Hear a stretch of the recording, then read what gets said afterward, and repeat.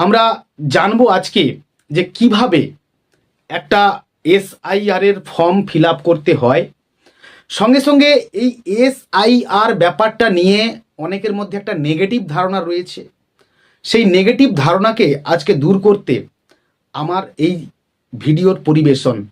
তোমরা অবশ্যই এটাকে পজিটিভ দিক থেকে বা পজিটিভ অ্যাঙ্গেল থেকে এটাকে মানে জাজ করবে, আর এর থেকে যা কিছু শেখা যায় সেটা অবশ্যই বাড়তি পাওনা আমাদের সবার জন্যে। তো আমরা যে বিষয়টা নিয়ে আজকে আলোচনা করতে চলেছি সেটা হচ্ছে এসআইআর। লিখেছি একদম ইন্ট্রোডাকশন, সূচনা বা ভূমিকা একটা থাকবে, রেলেভেন্স প্রসঙ্গ থাকবে, এক্সাম্পল উদাহরণ হিসেবে আমরা দেখব কোন কোন রাজ্যে এই এসআইআর হয়েছে এবং কোন কোন রাজ্যে আগামী দিনে হতে চলেছে এবং কোন কোন রাজ্যে এরই মধ্যে চলছে, সেই বিষয়গুলো নিয়ে আমরা আলোচনা করব। নেক্সট 4 নম্বরে আমরা আসবো what happens during the enumeration phase. তো এই ইনিউমারেশন ফেজ চলাকালীন কি হয় বা কি ঘটে সে বিষয়ে আমরা একটুখানি আলোকপাত করব। নেক্সট বলা হচ্ছে নাম্বার 5-এ which states are currently being cover under SIR.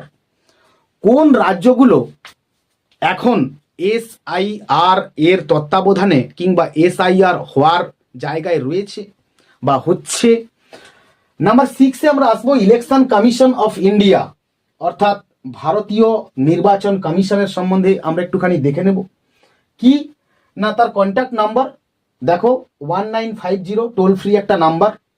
Next বলা হচ্ছে postal address, election commission of India, নির্বাচন সদন, অশোকা রোড, নিউ দিল্লি 110001।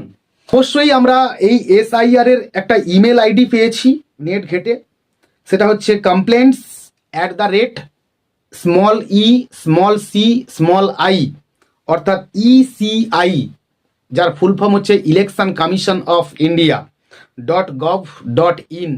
এটা একটা সরকারি ওয়েবসাইট, এখানে কমপ্লেন্টস কিংবা অভিযোগ জানানো যেতে পারে। তো এই হচ্ছে ভারতীয় নির্বাচন কমিশনের টোটাল অ্যাড্রেস। তো এই এসআইআর কথাটার অর্থ কি? যার অর্থ হচ্ছে স্পেশাল ইন্টেন্সিভ রিভিশন, আমি একটু আগেও বললাম, বা বিশেষ নিবিড় পুনর্বিবেচনা বা বিশেষ নিবিড় সংশোধনী।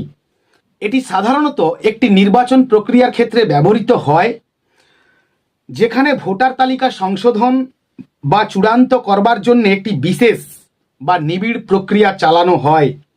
নেক্সট আমরা জানব এর প্রসঙ্গ কি তা নিয়ে। এটি সাধারণত নির্বাচন কমিশনের দ্বারা ভোটারদের তালিকা